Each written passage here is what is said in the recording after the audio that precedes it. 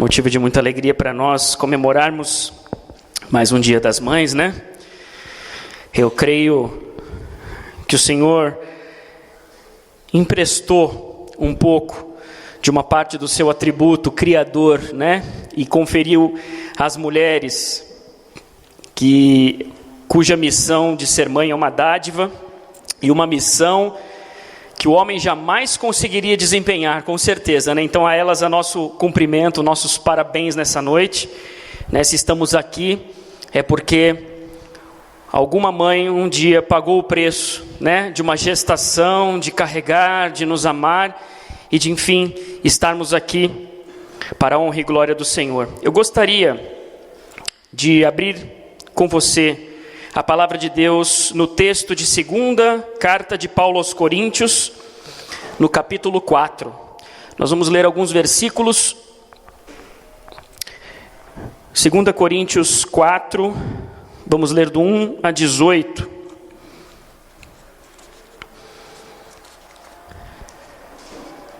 Segunda carta de Paulo aos Coríntios, capítulo 4. Versículos de 1 a 18. Todos acharam? Amém? Diz assim a palavra do Senhor. Portanto, visto que temos este ministério pela misericórdia que nos foi dada, não desanimamos. Antes renunciamos aos procedimentos secretos e vergonhosos, não usamos de engano, nem torcemos a palavra de Deus. Ao contrário, mediante a clara exposição da verdade, recomendamo-nos à consciência de todos diante de Deus. Mas se o nosso evangelho está encoberto, para os que estão perecendo é que está encoberto. O Deus dessa era cegou o entendimento dos descrentes, para que não vejam a luz do evangelho da glória de Cristo, que é a imagem de Deus. Mas não pregamos a nós mesmos, mas a Jesus Cristo, o Senhor, e a nós como escravo de vocês, por causa de Jesus. Pois Deus que disse, das trevas resplandeça a luz, Ele mesmo brilhou em nossos corações, para a iluminação do conhecimento da glória de Deus na face de Cristo. Mas temos este tesouro em vasos de barro, para mostrar que este poder, que a tudo excede, provém de Deus e não de nós. De todos os lados somos pressionados, mas não desanimados. Ficamos perplexos, mas não desesperados. Somos perseguidos, mas não abandonados. Abatidos, mas não destruídos. Trazemos sempre em nosso corpo o morrer de Jesus, para que a vida de Jesus também seja revelada em nosso corpo. Pois nós que estamos vivos somos sempre entregues à morte por amor a Jesus, para que a sua vida também se manifeste em nosso corpo mortal. De modo que em nós atua a morte, mas em vocês a vida. Está escrito, criei, por isso falei. Com este mesmo espírito de fé também cremos, e por isso falamos, porque sabemos que aquele que ressuscitou o Senhor Jesus dentre os mortos, também nos ressuscitará com Jesus e nos apresentará com vocês. Tudo isso é para o bem de vocês, para que a graça que está alcançando um número cada vez maior de pessoas, façam com que transbordem ações de graças para a glória de Deus. Por isso não desanimamos, embora exteriormente estejamos a desgastar-nos, interiormente estamos sendo renovados dia após dia, pois os nossos sofrimentos leves e momentâneos estão produzindo para nós uma glória eterna que pesa mais do que todos eles. Assim fixamos os olhos não naquilo que se vê, mas no que não se vê, pois o que se vê é transitório, mas o que não se vê é eterno. Louvado seja Deus por sua palavra. Vamos ter mais um momento de oração. Pai Senhor, muito obrigado, Jesus, por estarmos reunidos em tua casa. Obrigado, Senhor, porque o Senhor separou esse dia para estarmos juntos. Obrigado, Senhor, porque na comunhão do teu Espírito o Senhor se manifesta. Pedimos que o Senhor nos abençoe, Senhor, na explanação dessa palavra, que ela frutifique em nossos corações, que ela encontre um lugar especial em nossos corações para praticarmos essa palavra, Senhor, porque de nada adianta nós estarmos aqui lendo, estudando e não levando isso para a nossa vida. Que possamos ter a tua iluminação nessa noite, para que possamos utilizar esta palavra durante a nossa vida cotidiana. Nós pedimos isso, Senhor, em nome de Jesus. Amém. Queridos, a primeira coisa que eu entendo deste texto e que o próprio apóstolo Paulo nos mostra aqui, nos diz, é que este ministério foi dado pela misericórdia de Deus. Não fossem as misericórdias de Deus, nós seríamos consumidos, diz a palavra do Senhor lá em Lamentações de Jeremias, que o motivo pelo qual nós não somos consumidos pelos nossos pecados, por aquilo que nós fazemos de errado, são as misericórdias do Senhor. O sol, diz a palavra de Deus, nasce para justos e injustos. A chuva que cai para justos e injustos. Enfim, é o motivo pelo qual o nosso planeta não desaba no meio do universo, porque todas as coisas têm uma certa ordem, é por misericórdia de Deus. Porque nós, sem Deus, não somos absolutamente nada. Então Paulo começa falando aqui de misericórdia. E nesse trecho, ele está falando da missão que foi dada à igreja, que é de fazer discípulos, que é de tornar o nome de Jesus conhecido. Quando Lucas relata lá o trecho em Atos 1:8, ele fala que nós deveríamos ser testemunhas de Jesus, né? Jesus fala que nós deveríamos ser testemunhas dele, tanto em Jerusalém, quanto Judeia, Samaria e os confins da terra. E aí nós, tomando para a nossa realidade, né, em muitas aulas de missões, aprendemos que a Jerusalém seria Santa Rita do Passa Quatro, Judeia e Samaria, o estado de São Paulo, Brasil, e os confins da terra, as nações. Então, onde tem pessoas transformadas pelo Evangelho, aí tem uma testemunha do que Deus fez na sua vida e deseja transformar outras vidas nesta cidade e onde você estiver, em nome de Jesus. E esse ministério, Paulo está falando que foi dado por misericórdia de Deus.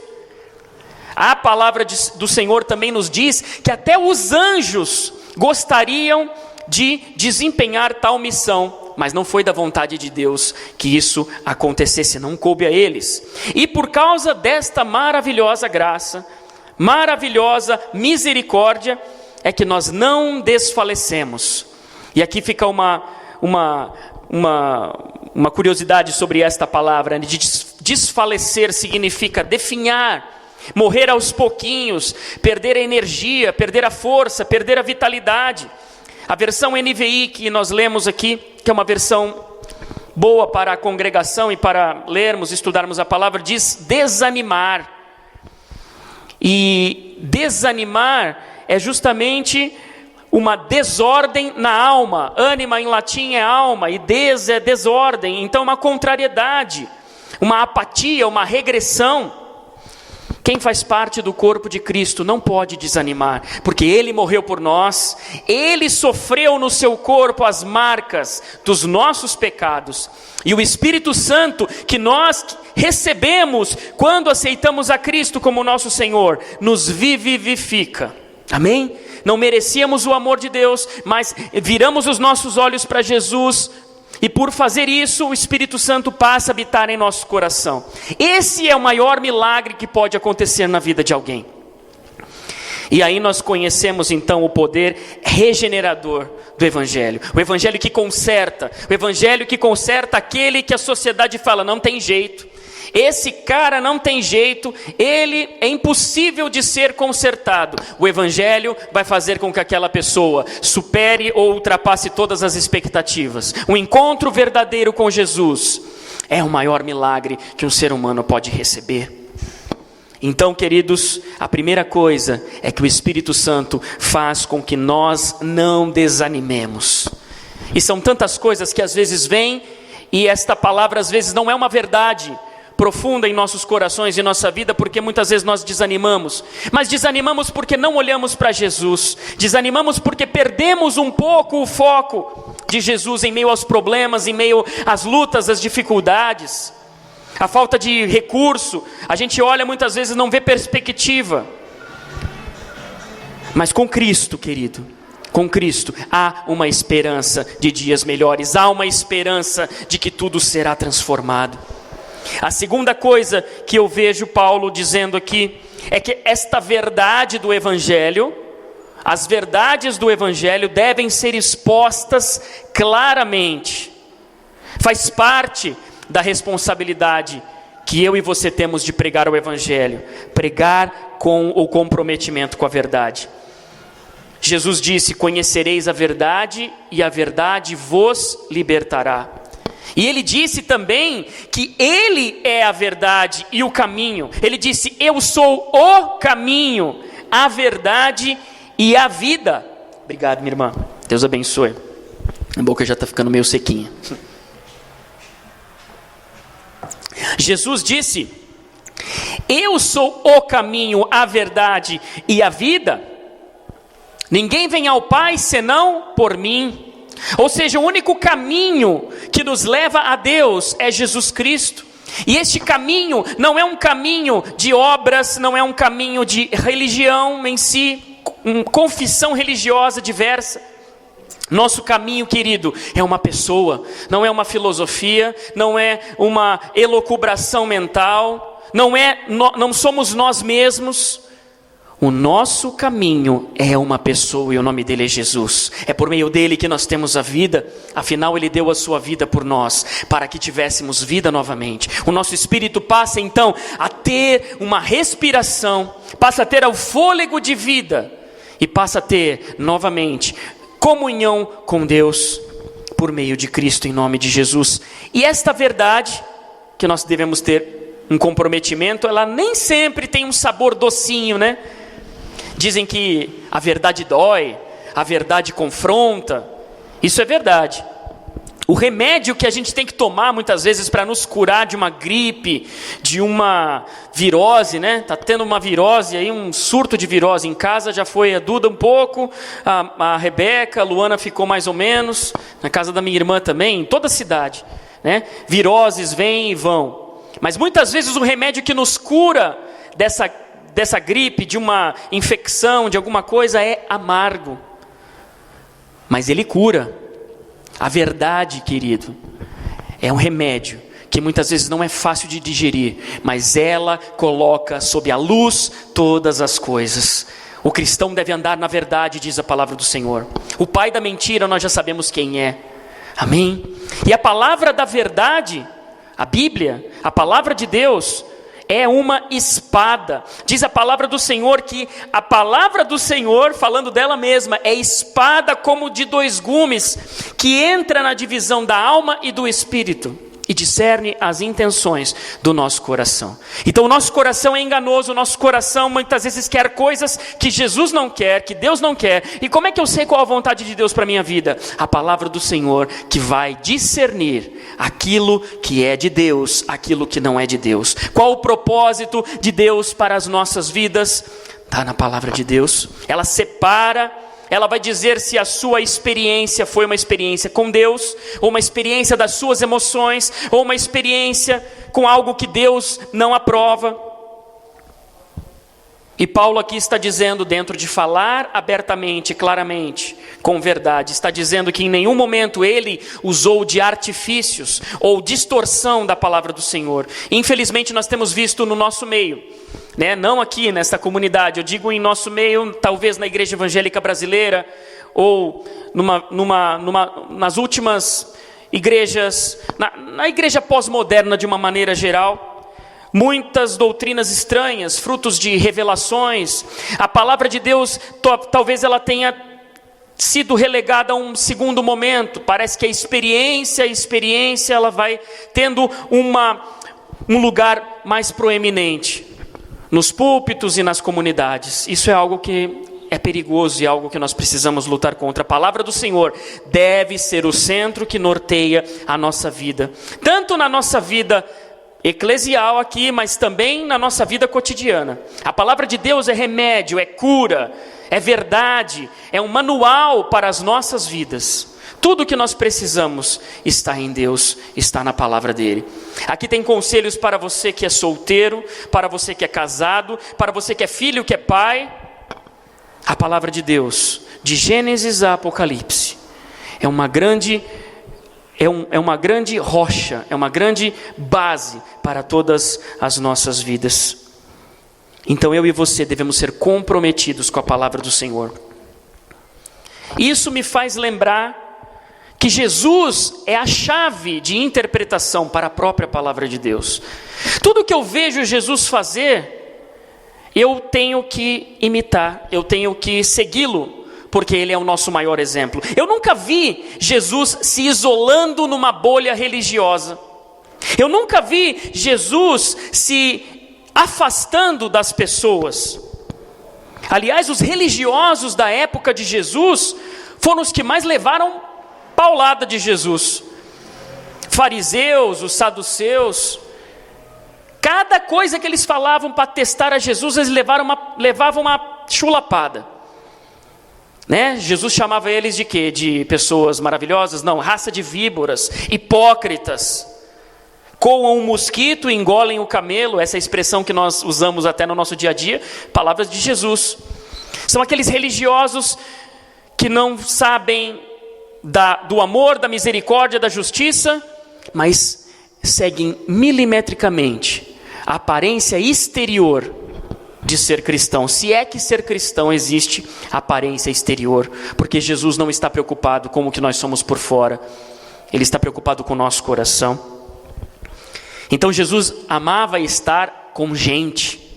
Crente deve ser amigo de gente, desejar abraçar gente. Evangelho é boa notícia de que Jesus veio salvar a todas as pessoas. Há salvação disponível para toda a gente. E se nós somos testemunhas disso, nós precisamos ser parecidos com Jesus e precisamos gostar de estar com gente. Pessoas precisam de pessoas. Amém, queridos? Em nome de Jesus. E Paulo continua, mas esse tesouro, né? Mas temos esse tesouro em vasos de barro, versículo 7, para mostrar que este poder que a tudo excede provém de Deus e não de nós. Se nós temos a vida, se nós temos o amor de Cristo, se nós temos uma transformação na nossa vida e um testemunho de transformação para contar, é porque provém de Deus e não de nós. Então, este tesouro maravilhoso, que a tudo excede, está em vasos de barro. O Senhor Jesus deseja ter comunhão conosco, mas que nós nunca nos esqueçamos que nós somos barro, nós somos pó, nós somos limitados, nós não somos autossuficientes. O barro, queridos, é um material modelável, frágil, que se presta unicamente a servir. Com barro a gente faz xícara, faz vasos, pratos. O que são isso? São utensílios, são coisas que são usadas para alguma coisa, para apoiar comida, para apoiar bebida. Nós somos exatamente isso nas mãos de Deus, queridos. Matéria-prima modelável. E assim o Senhor deseja que nós continuemos sendo. Porque aquele vaso que não presta, ele quebra, esmiuça e refaz de novo. Às vezes é necessário que nós sejamos quebrados pelo Senhor. Mas a melhor coisa, melhor do que sermos quebrados pelo Senhor, como barros, é melhor a gente ser modelável, ter um coração tratável, para que quando Ele nos molde e nos diga como deve ser a nossa vida, a gente não sofra. Amém, queridos? O barro pode ser quebrado, mas é muito melhor se ele for uma argila mole, de modo que sejamos modelados conforme a plena e perfeita vontade de Deus. Aliás, falando em barro, né, até a ciência recentemente descobriu, talvez deu o braço a torcer e reconheceu o que a palavra de Deus já diz há milênios. Diz um recente estudo de uma agência científica que a origem da humanidade descobriu-se que pode estar no barro. Olha só, a palavra de Deus já diz em Gênesis que o homem foi criado do pó da terra, do barro. Aliás, se você vê a composição do seu corpo, você vai encontrar ferro, manganês, zinco. O que é isso, gente? É terra. Se você vai na terra, você vai encontrar ferro, manganês, zinco e tantos outros minerais. Provando, né? A ciência não contradiz a palavra de Deus. Talvez elas andem em frequências diferentes, mas elas não se contradizem porque foram criadas pelo mesmo Deus. O Deus que a tudo governa, tudo sustenta com as suas mãos.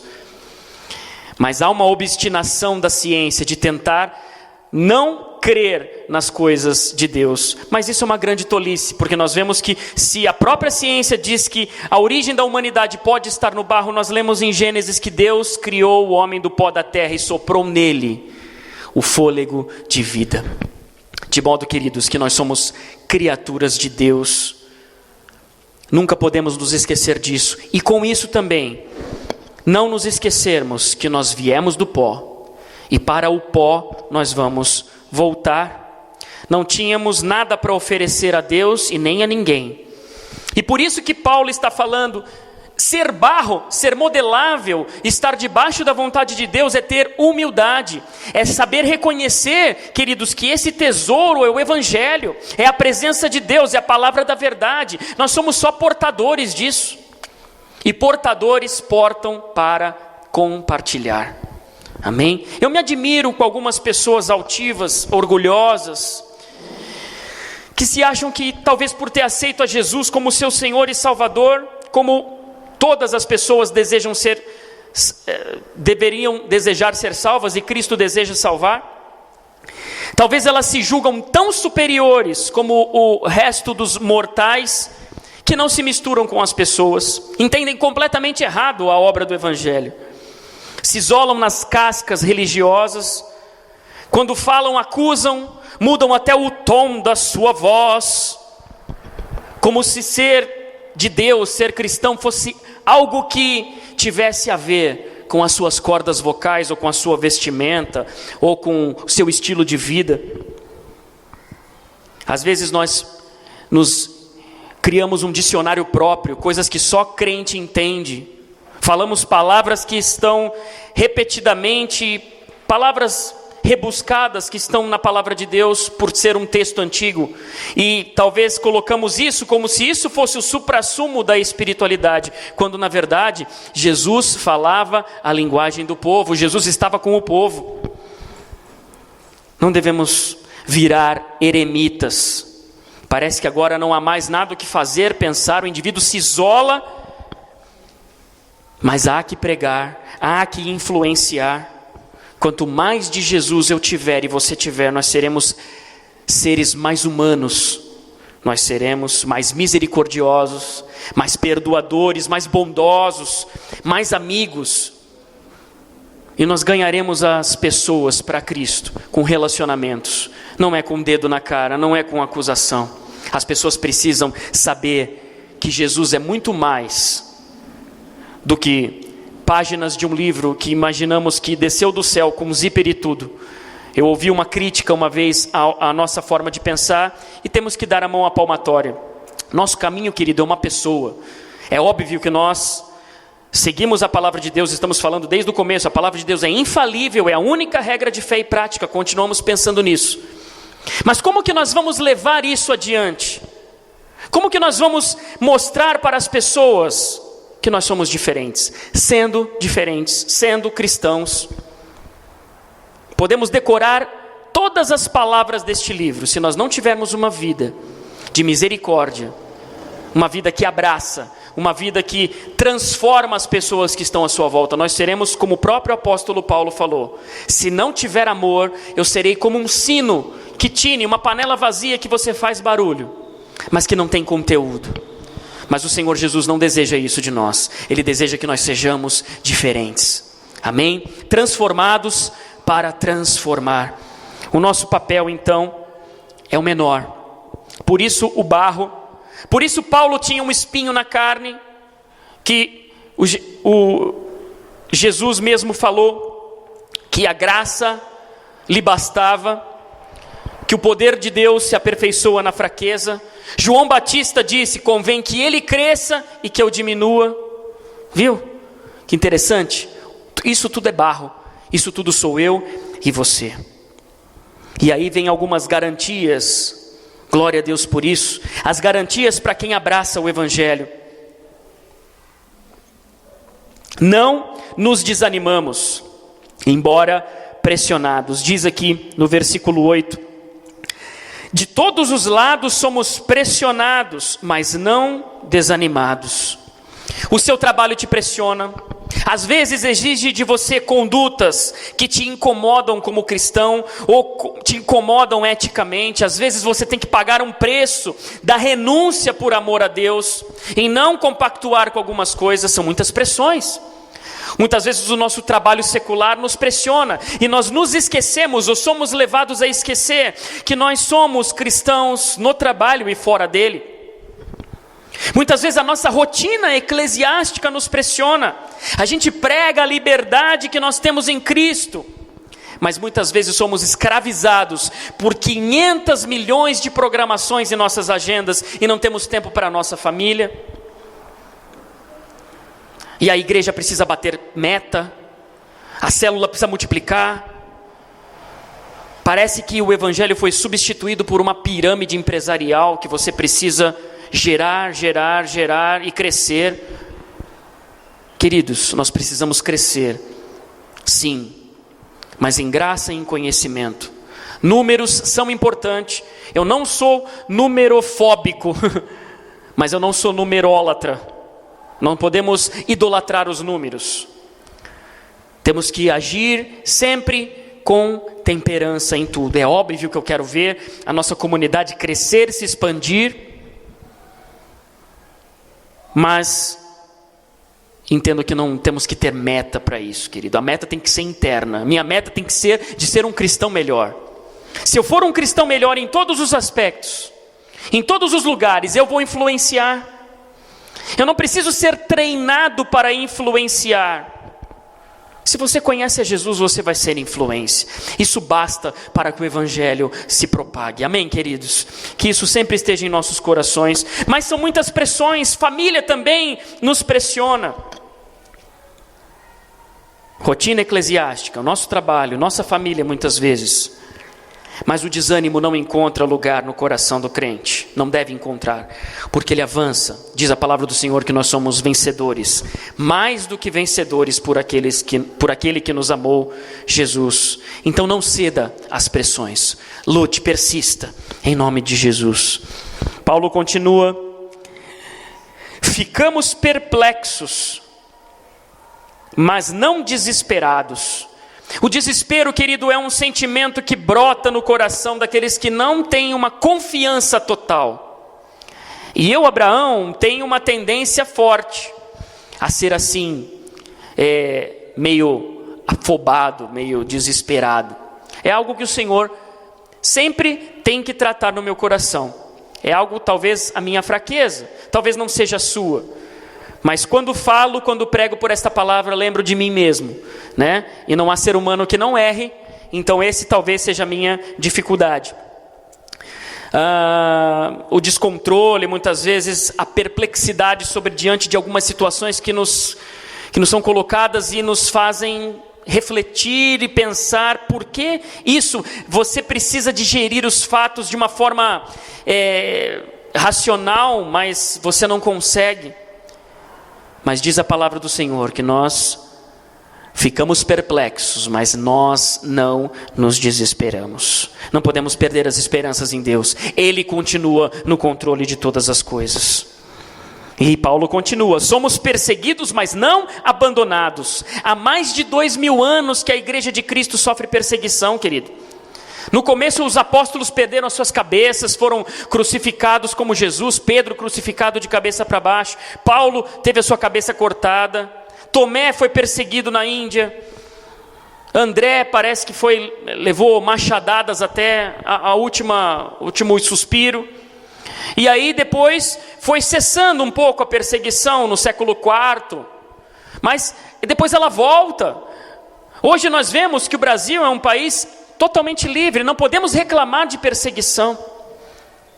Aliás, os nossos irmãos precisam das nossas orações. Há cristãos sendo perseguidos e mortos na Síria, nos países do Oriente Médio, por simplesmente dizer: olha, eu sou cristão, então nega ou morre. Eles não negam e são esquartejados, crucificados.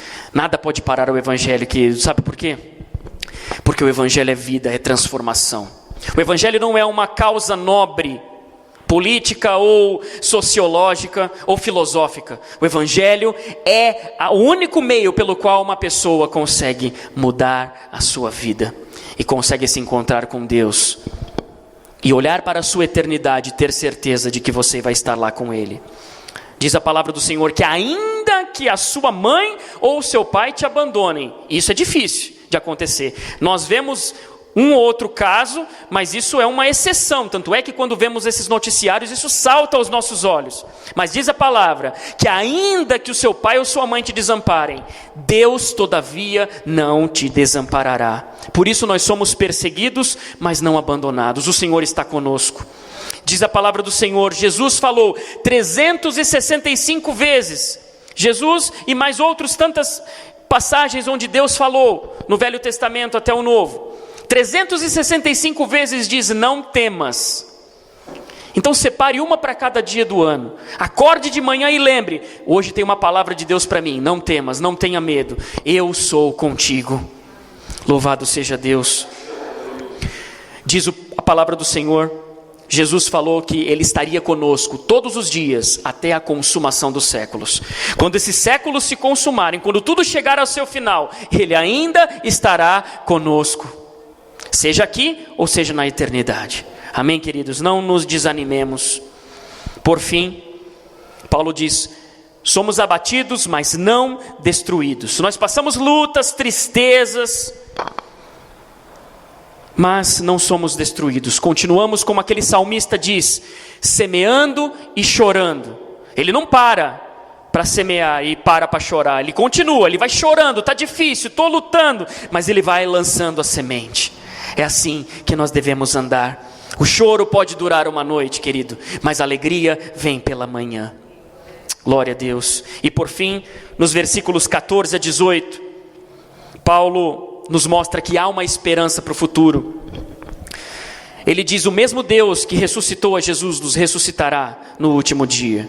Nesse dia, querido, não haverá choro, nem dor, nem pranto, nem pobreza, nem luta, nem desigualdade, nem crime, nem nada. Haverá novos céus e nova terra. E diz a palavra de Deus que a luz de Cristo nos iluminará para todo sempre, porque não haverá mais noite. Que coisa louca, que lugar maneiro esse. Um lugar onde não há choro, não há dor, novos céus, nova terra, o mar já não existe, diz o livro de Apocalipse. Podemos assim imaginar de longe, mas não temos a mínima noção de como vai ser isso. Mas se Ele prometeu, Ele vai cumprir. Será a nossa morada na eternidade. Outra coisa que Paulo fala aqui para aquela igreja e que nós tomamos para os nossos dias, é que exteriormente nós às vezes estamos desgastados mesmo, mas internamente somos renovados dia após dia. Se a luta tem deixado marcas em você, no seu corpo, nas suas emoções, na sua saúde, tenha certeza de que a alegria do Senhor é a sua força. E internamente você vai ser renovado. Tome posse dessa palavra, viva esta palavra em nome de Jesus. E por fim, os nossos sofrimentos são leves e momentâneos. Tudo que nós vemos é transitório. E a glória que Deus está preparando ultrapassa todos esses sofrimentos. No momento certo, o Senhor vai te dar vitória. Amém? No final, o Senhor vai lhe dar a vitória. Continue lutando, continue semeando, ainda que chorando. Diz a palavra do Senhor que aqueles que semeiam chorando colherão com alegria, trazendo os seus feixes, os seus molhos. Ou seja, semeia a semente e colhe todos os frutos que você semeou. Que Deus nos abençoe em nome de Jesus. Vamos orar, vamos pedir ao Senhor que nos abençoe em nome de Jesus. Pai querido, obrigado, Senhor, por esta palavra. Obrigado, Senhor, porque o Senhor tem falado aos nossos corações.